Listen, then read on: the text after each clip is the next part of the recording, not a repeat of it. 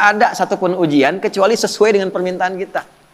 Itu adilnya Allah. La yukallifullahu nafsan illa usaha. Allah nggak mungkin nguji kecuali sesuai kemampuan yang jadi kebutuhan kita. Apa butuhnya, apa pengennya, sesuai sifat ujiannya. Jadi kalau Anda sekarang mengalami masalah, sebetulnya masalah itu disiapkan oleh Allah untuk mewujudkan doa-doa kita. Harapannya pengen apa, ini ujiannya. Dan kita mampu melakukan itu. Ya, makanya tadi di surat Al-Insyirah waktu subuh kita bahas itu harus optimis. Begitu diuji, yakin saya bisa. Karena nggak mungkin Allah titipkan kalau tidak mampu menjalaninya. Jadi jangan pernah kita mencela satu persoalan hidup yang diujikan. Karena sesungguhnya ujian itu hasil dari permintaan kita sendiri. Bismillahirrahmanirrahim. Kemampuannya meraih kesuksesan itu dengan melewati tahapan-tahapan kehidupan. Itu yang kita sebut ujian. Sebab kalau tidak diuji, tidak mungkin kita bisa meraih apa yang kita harapkan. Anak-anak mau jalan kan latihan dulu. Mau bicara latihan dulu. Anak sekolah lulus latihan dulu. Itu hukum kehidupan. Dengan berlatih itu semua potensi di diri kita hidup. Itulah adilnya Allah. Kalau nggak dibegitukan, ini nggak kuat nih. Kaki nggak kuat jalan. Tangan nggak berfungsi. Otak gak berfungsi. Dibuat sistem kehidupan kita itu berjalan. Lewat apa? Ujian. Jadi sebetulnya ujian-ujian yang kita hadapi itu satu, secara fitrah Allah siapkan untuk memperkuat diri kita dan sistem bagian tubuh kita. Satu itu. Yang kedua, ujian hidup itu sebetulnya mengantarkan kepada setiap harapan dan kesuksesan yang ingin kita raih. Jadi kalau kita berdoa nih ya, Allah kasih hukum gini. Ya Allah, saya pengen lulus ke kampus A. Bagaimana jalan ke sana? Nah, itu sistemnya ada ujian khusus tuh. Ini yang dipelajari. Kamu tingkatkan belajarnya begini, ya, spend waktunya seperti ini, atur waktunya begini, yang dipelajari begini, mekanismenya diberikan instrumennya kepada kita. Otaknya dikasih, jalannya dikasih, pikirannya dikasih, hidup semua itu. Jadi kalau cuman pengen lulus tapi nggak ikut sistem ini, nggak akan masuk. Sorry ya? Nanti sama semuanya. Yang pengen pintar ada jalannya, yang pengen kerja ada, yang pengen sukses ada, dibuat sistem seperti itu sehingga sibgoh kehidupan dunia kita untuk tatanan kehidupan ini semua hidup. Ya, ide muncul, pembangunan muncul, kreativitas muncul. Maka Allah sampaikan, walanabluwannakum bisyai. Semua orang yang hidup, yang ingin mengharapkan sukses, ingin berhasil, pasti akan melampaui dan melewati ujian-ujian dalam kehidupan. Contohnya apa? Kegelisahan. Ju', rasa lapar. Bisa diartikan aset yang berkurang, ya, naik turun dalam kehidupan. Kemudian naqsi minan amwal, yang tadinya naik matang turun, ya, itu diuji itu supaya apa? Ada dua tuh, ya, satu supaya kemampuan potensi kita itu hidup lagi. Kalau nggak gitu nggak keluar ide-ide kita itu, nggak keluar kemampuan kita. Makanya uniknya perusahaan-perusahaan hebat kadang-kadang bikin studi, bikin masalah. Coba cari perusahaan besar itu, kadang-kadang bikin masalah dulu nyelesain sendiri, supaya apa? Muncul ide baru. Nah, Allah sudah bikin fitrah dalam hidup, diciptakan itu supaya semua potensi kita keluar. Yang kedua, sebetulnya jawaban dari doa kita, nggak ada satupun ujian kecuali sesuai dengan permintaan kita. Itu adilnya Allah. La yukallifullahu nafsan illa usaha. Allah nggak mungkin nguji kecuali sesuai kemampuan yang jadi kebutuhan kita. Apa butuhnya, apa pengennya, sesuai sifat ujiannya. Jadi kalau Anda sekarang mengalami masalah, sebetulnya masalah itu disiapkan oleh Allah untuk mewujudkan doa-doa kita. Harapannya pengen apa, ini ujiannya. Dan kita mampu melakukan itu. Ya, makanya tadi di surat Al-Insyirah waktu subuh kita bahas itu harus optimis. Begitu diuji, yakin saya bisa. Karena nggak mungkin Allah titipkan kalau tidak mampu menjalaninya. Jadi jangan pernah kita mencela satu persoalan hidup yang diujikan. Karena sesungguhnya ujian itu hasil dari permintaan kita sendiri. Saya pengen nikah ya Allah, tentukan tanggal sekian, dikirim, ya, lewatin ini nih. Ya, nah ujian yang diberikan kepada Razik itu tidak akan diberikan kepada Fauzi. Nggak akan sama ujiannya. Yang satu pengen lulus ujian kampus, pengen cepat wisuda, yang satu pengen wisuda anak orang, ya kan? Nah itu ujiannya beda, nggak akan sama. Masalahnya pun beda. Jadi ketika melewati masalah itu sebetulnya ingin mengabulkan doa yang diminta. Nah, jadi jangan pernah menyalahkan masalah. Gara-gara ini nih saya begini. Tidak, nanti hikmahnya datang belakangan. Nah ilmu hikmah itu mahal. Hikmah itu tingkat ilmu tertinggi. Kalau belum paham, yakini dulu, lewatin dulu, baru nanti hikmah datang belakangan. Nah sekarang baru kita masuk mas. Sebelum ke Nabi Zakaria dan Nabi Ayub tadi, Bagaimana menyelesaikannya? Ya, Allah kasih contoh dulu. Nanti kamu kegelisahan pasti ada. Ya, lapar itu ada, gitu kan? Kemudian ujian berkurang harta, kadang naik, kadang turun ada, gitu. Dikurangin dulu nih supaya kreativitas muncul. Nanti diakumulasikan lagi. Ya, kalau nggak begitu nggak akan kreatif. Wal anfus sakit, capek, lelah. Ada tetangga, kerabat meninggal, keluarga dan sebagainya. Supaya belajar dari kebaikan dia. Ya, selalu ada hikmah. Nah, ujungnya apa? Ada watsamarat. Nah, ini kurang tepat menurut saya diartikan di terjemahan. Watsamarat diartikan dan bebuahan. Kalau begitu sifat keadilan Allah kurang sempurna, naudzubillah. Karena yang diuji tukang buah saja. Tukang sayur enggak, tukang boneka enggak gitu kan? Nah, samarat di situ pakai ilmu balaghah bacanya, pakai kinayah. Kalau kita nanam sesuatu kan yang pengen buahnya. Tapi kan tanam dari benih, tumbuh, dirawat. Begitu besoknya mau panen, mangga, malam-malam diambil orang. Anda ikut tender, sudah memenuhi kualifikasi, begitu mau dihasilkan, diserobot orang. Ada ya? Wabasyiris sabirin. Nah, konsep umumnya Allah sampaikan, berbahagialah orang yang sabar. Itu konsep umum. Jadi kalau sedang menerima persoalan, dihadapi, terima dulu dengan sabar. Sabar itu apa? Bukan diam. Teruskan. Ya. Alladzina idza asabathum musibah, yang kalau dia ditimpa dengan apa yang dia inginkan itu, nah itu musibah tuh. Ya, musibah. Saya pengen pesantren dikasih sama Allah, ini musibah. Jadi musibah itu nggak harus selalu buruk, tidak. Baik. Anda pun datang ke sini bagi saya musibah. Ya, sebaliknya saya ada di sini musibah bagi Anda. Jadi sesuatu yang dialami musibah itu. Kalau mengalami apapun, dia langsung punya keyakinan, inna lillahi wa inna ilaihi raji'un. Yang dititipkan Allah kok, pasti Allah ngasih solusi juga. Semua milik Allah, apa yang nggak mungkin bagi Allah. Nah itu. Cuman kesalahannya orang sekarang itu dilekatkan dengan kematian saja.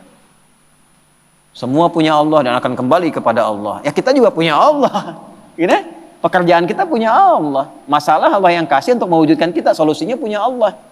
Maka yang dibangun oleh Allah pertama kali kesadaran paripurna kita. Kalau sedang diuji, ingat kepada yang uji.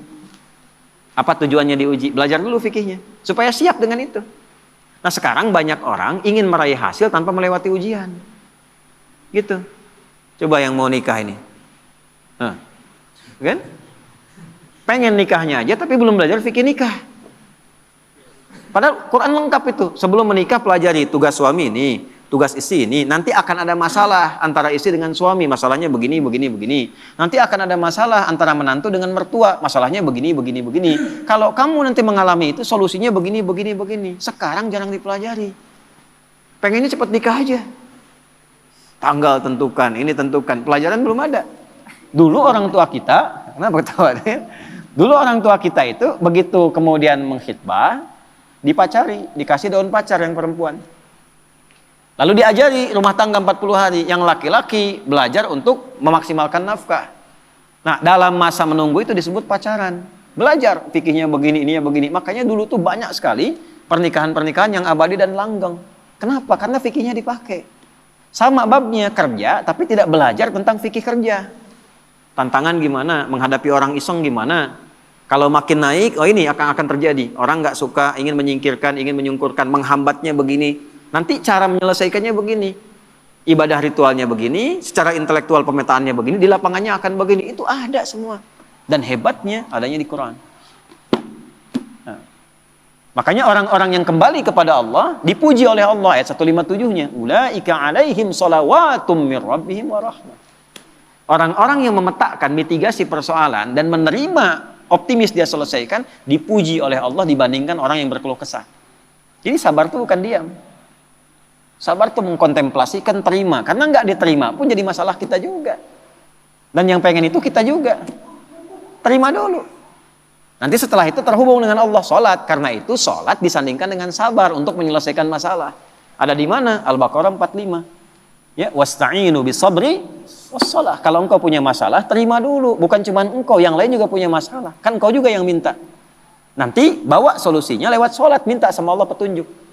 Kalau belum yakin di soal imannya, Al-Baqarah 153. Ya ayyuhalladzina amanu sta'inu bisabri wassalah. Katanya engkau yakin dengan saya. Engkau yakin percaya kepada saya. Saya kasih kok nggak yakin juga. Di mana imanmu kata Allah? Nah, setelah itu dikasih rincian jenis persoalannya. Ini orang-orang dulu yang punya masalah. Kamu pernah sakit? Aku ujikan kepada Ayub. Kamu pernah punya persoalan di rumah tangga tentang keturunan? Aku ujikan di Zakaria. Muncullah pertanyaan Anda tadi, apakah harus seperti Nabi Ayub atau seperti Nabi Zakaria? Balik ditanyakan sifat masalahnya apa? Karena Allah turunkan kisah-kisah itu untuk memberikan detil kepada Nabi Muhammad. Kalau sakit ringan Muhammad SAW. Lagi kerja sakit diuji nih. Capek, batuk, pilek, apa. Nih Nabi Ibrahim pernah begitu. Kalau lagi berangkat dakwah, capek, lelah. Bukan cuma kamu yang lelah Muhammad. Ibrahim dulu lelah juga. Turunlah Quran surah misalnya ke-26 ayat 80. Wa idza maridtu fahuwa yashfin. Kalau saya sedang tugas, pegal-pegal dikit, pasti Allah sembuhkan. Sambil dipegang. Kalau lagi dakwah suara hilang, ya wa idza maridtu fahuwa yashfin, sambil dipegang. Kalau sakit pasti disembuhkan. Yang nugaskan Allah, yang ngasih jalan Allah, yang nguji Allah, pasti yang ngasih solusi Allah. Pernah nggak begitu? Ya. Capek nih, oh nggak jamaah nggak jadi. Capek nih, kajian batal. Capek nih, baru mendung dikit, padahal belum tentu hujan. Yang dipasang malah status. Jakarta macet, ya. Berangkat enggak, padahal belum tentu ketika dia jalan itu macet. Nah ini satu mas. Nah kalau sakitnya demikian parah, sampai diuji dengan yang luar biasa, Allah kirimkan kisah. Wa ayyuba idna ada rabbahu anni masani yadurru wa anta arhamar rahimin. Ayub itu satu kaya, kedua sukses, ketiga soleh, ideal sekali. Kaya, istri cantik, anak 12, aset banyak, asetnya banyak, kebun termasuk paling kaya, soleh, berbaginya, nabi lagi. Setan mengajukan permintaan kepada Allah untuk menguji Ayub ini, menggoda Ayub dengan 3 sifatnya sekaligus. Menghilangkan kekayaannya, menghilangkan keturunannya, menghambat kesolehannya. Tapi diizinkan oleh Allah untuk memberikan satu hikmah dan petunjuk kepada umat di masa depan. Kalau diuji dengan yang seperti ini, zikirnya begini. Pertama, minta kepada Allah supaya semua aset kekayaannya habis dalam sehari. Maka dalam sehari ternaknya mati semua, kebunnya kebakar semua habis dalam sehari.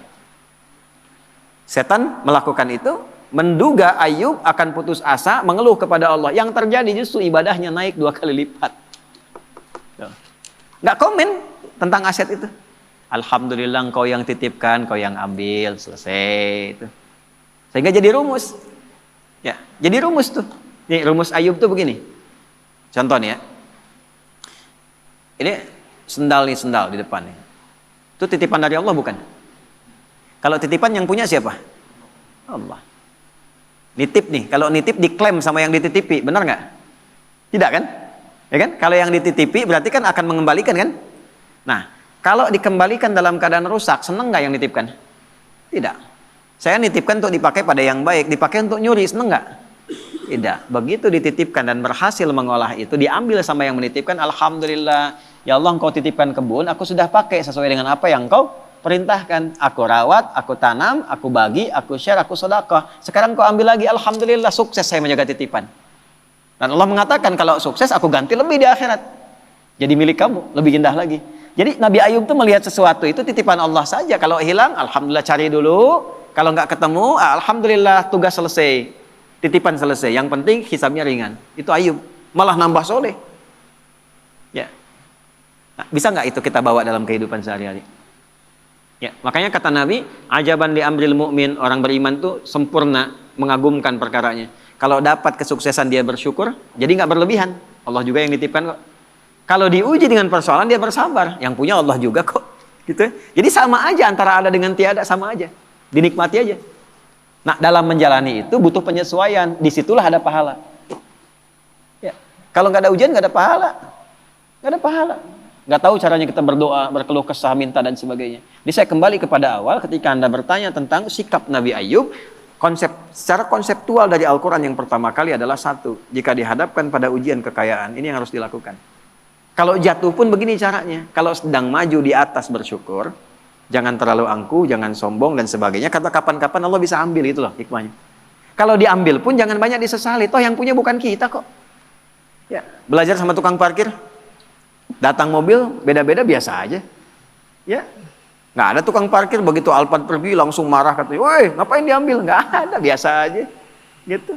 Nggak ada bangga sampai selfie dengan mobil orang gitu, biasa aja.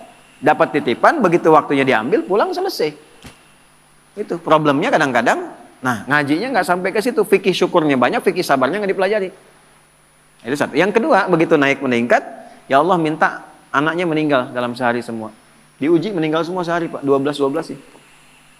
Dikira akan down, ternyata naik 2 kali lipat. Berarti udah 4 kali lipat dari sebelumnya. Tinggal yang terakhir, ya Allah kok masih naik nih, bikin sakit ya Allah. Saya minta ngajukan yang terakhir sakit. Yang sakitnya tidak pernah dialami oleh orang sebelumnya, gak akan dirasakan oleh orang setelahnya. Ya. Istrinya datang mengatakan, "Pak, kenapa nggak memohon pada Allah sembuh?" Ditanya balik, "Kita itu senang, sehat, syukur berapa lama?" Dijawab kurang lebih 20 tahun. Ada riwayat mengatakan 70 tahun. Sekarang diuji dengan hilang ini, ujian sabar dan saya sakit berapa lama? Ada riwayat mengatakan 7 tahun, ada riwayat mengatakan ya, sekian belas tahun. Kata Ayub begini, nanti aja kalau ujian sabarnya sudah sama dengan ujian syukur, baru saya minta sama Allah. Malu dikasih 20 tahun senang, kaya, baik, kan? Tapi baru dikasih masih 15 tahun, 7 tahun dalam riwayat sebagian mengatakan, baru dikasih segini kita sudah mengeluh. Ntar aja kalau sabarnya udah sama dengan syukur sehingga seimbang. Tapi ketika sakitnya sudah mengganggu beliau untuk melaksanakan rutinitas ibadahnya. Tadinya masih bisa bangun, sekarang sakitnya sudah nggak bisa menahan berdirinya. Sholatnya sudah susah dan sebagainya. Baru Ayub minta kepada Allah. Dibukalah dengan fathah, bukan dengan dhammah. Kita tahu yang ngaji nahwu, setiap kalimat dalam bahasa Arab digunakan dhammah di awalnya, namanya mubtada. Tapi khusus ayat ini pakai fathah. Wa ayyuba, bukan wa ayyubu. Fathah itu membuka sesuatu sebagai inspirasi. Wa ayyuba, dan aku buka kisah Ayub sebagai inspirasi untukmu. Kalau engkau mengalami persoalan yang sama, lakukan seperti Ayub menjalaninya. Idznada rabbahu anni masani yadhurru wa anta arhamur rahimin. Ketika Ayub bermohon kepada Allah kesembuhan untuk ibadahnya, bukan sekadar sembuhnya. Anda sakit berobat ke dokter, pengen sembuh atau pengen dekat sama Allah? Beda tuh. Ya, saya sakit nih, diberi sakit oleh Allah nih, minta sembuh. Semua orang minta sembuh yang sakit. Tapi jarang ada yang minta sembuh untuk meningkatkan ibadahnya kepada Allah. Ya Allah, saya pengen sehat supaya tahajud. Ya Allah, saya pengen sehat supaya pengen baca Al-Quran. Tarik ke situ. Nah, ketika ditarik ke aspek ibadah, apa yang terjadi? Ya. Dan kalimatnya indah. Wa anta arhamur rahimin. Ya Allah, aku pengen meningkatkan ibadah kepadamu, tapi penyakit ini menghambat, sedangkan kau yang paling sayang kepadaku. Kalau dengan yang paling sayang tidak mengabulkan, kepada siapa lagi aku mesti minta? Itu pakai fa. Subuh tadi kita belajar. Fastajabna, nggak pakai jeda, langsung dijawab. Fastajabna lahu. Kami langsung jawab. Fakashafna ma bihi min dur. Yang hilang-hilang, yang terasa sakit, habis semua, diselesaikan. Yang paling menarik, wa atainahu wa ahlahu mithlahum ma'ahu. Kami balikkan lagi keluarga yang tadinya hilang. Tadi kan 12 anak itu meninggal dalam sehari kan? Tiba-tiba begitu sembuh, berhubungan lagi dengan istrinya hamil lagi, begitu hamil kembar 12 kali hamil, jadi 24. Yang tadinya 12 meninggal, sekarang lahir baru anak 24. Tuh, Zik, 24 tuh. Ya. Setelah itu apa?